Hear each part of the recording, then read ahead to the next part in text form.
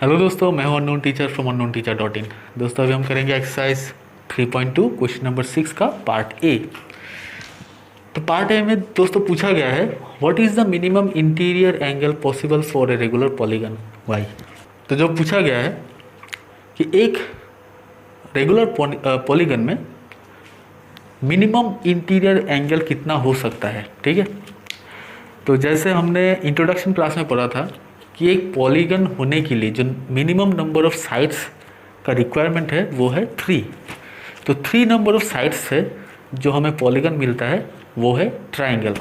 Okay, तो 3 number of sides तो definitely 3 numbers of angle भी होगा। 3 साइड्स यानी कि 3 एंगल।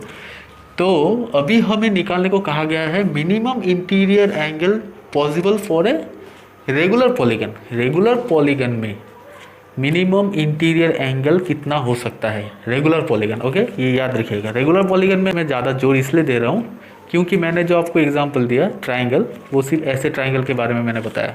तो रेगुलर अगर ट्राइंगल होता है तो उसे हम दूसरे वर्ड में क्या बोलते हैं, इक्विलैटरल ट्राइंगल, है कि नहीं। 3 साइड का ट्राइंगल है और अगर ये रेगुलर होना है तो यानी कि हर एंगल एक दूसरे के बराबर होगा और हर साइड भी एक दूसरे के बराबर होगा, तभी ये रेगुलर होगा। तो ऐसे वाले ट्राइंगल को हम क्या बोलते हैं, इक्विलैटरल ट्राइंगल, है कि नहीं।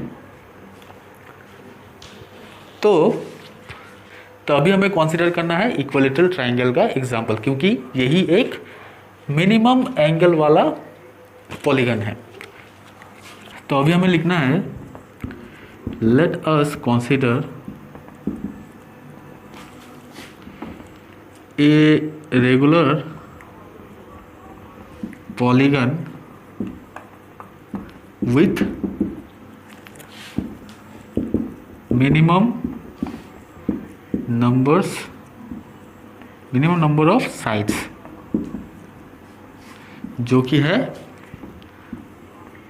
इक्विलैटरल ट्राइंगल, है कि नहीं। उसके बाद तो अभी हमें लिख लेना है let the measure of each interior let the measure of each interior angle of the equilateral triangle be x।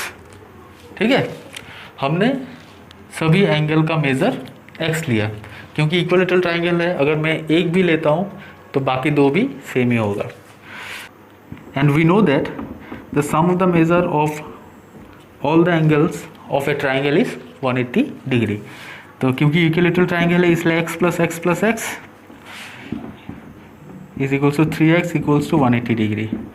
That means x is equals to 180, जो x के साथ 3 इंटू में था, राइट हैंड साइड में आने से हो जाएगा डिवाइड, 360 जो 180 डिग्री, विच मीन्स हर जो इंटीरियर एंगल का मेजर होगा वो होगा कितना, 60 डिग्री।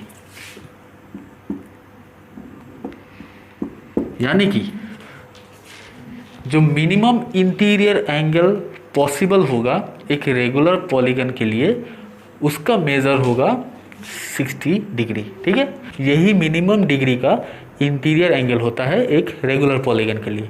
ठीक है, तो यही था पार्ट ए में। अभी देख लेते हैं पार्ट बी। तो दोस्तों पार्ट बी में पूछा गया है what is the maximum exterior angle possible for a regular polygon. पहले इंटीरियर एंगल के बारे में पूछा गया था, मिनिमम इंटीरियर एंगल। अभी मैक्सिमम एक्सटीरियर एंगल क्या होगा एक रेगुलर पॉलीगन का मैक्सिमम। अभी देखिए दोस्तों, हमने फर्स्ट केस में देखा कि मिनिमम इतना होगा, 60 डिग्री का एक इंटीरियर एंगल होता है रेगुलर पॉलीगन का। ठीक है, ये मिनिमम है। तो अगर ये मिनिमम है तो डेफिनेटली इसके बाहरी जो भी एंगल होगा वो मैक्सिमम होगा, है कि नहीं। अगर ये मिनिमम है तो ये मैक्सिमम होगा। ओके, तभी मैक्सिमम, अभी दोनों को मिलाने से क्या होता है, लीनियर पेयर मिलता है कि नहीं। Interior angle plus exterior angle को मिलाने से हमें एक लीनियर पेयर मिलता है। तो अभी अगर हमें एक्सटीरियर मैक्सिमम एक्सटीरियर एंगल निकालना है, मैक्सिमम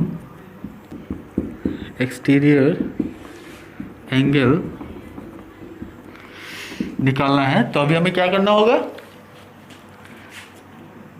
ये एक्सटीरियर एंगल है, दोनों को मिलाने से लीनियर पेयर, और लीनियर पेयर कितना का होता है 180 डिग्री का।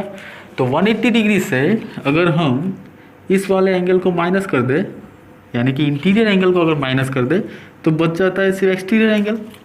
पूरे से हमने इसको माइनस कर दिया तो बच गया एक्सटीरियर एंगल।